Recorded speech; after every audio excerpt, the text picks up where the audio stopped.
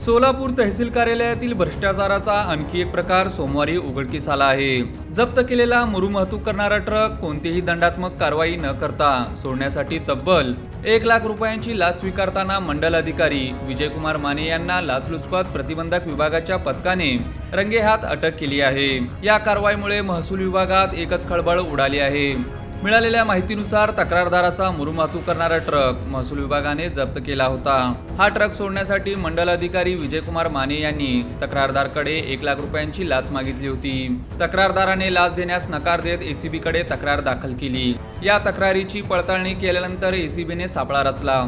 सोमवारी दुपारी सोलापूर उत्तर तहसील कार्यालयात तक्रारदाराकडून लाचेची रक्कम स्वीकारतानाच एसीबीच्या अधिकाऱ्यांनी विजयकुमार माने यांना रंगेहात पकडले। त्यानुसार त्यांच्या विरोधात भ्रष्टाचार प्रतिबंधक कायद्यानुसार गुन्हा सदर बाजार पोलीस ठाण्यात नोंदवण्यात आला।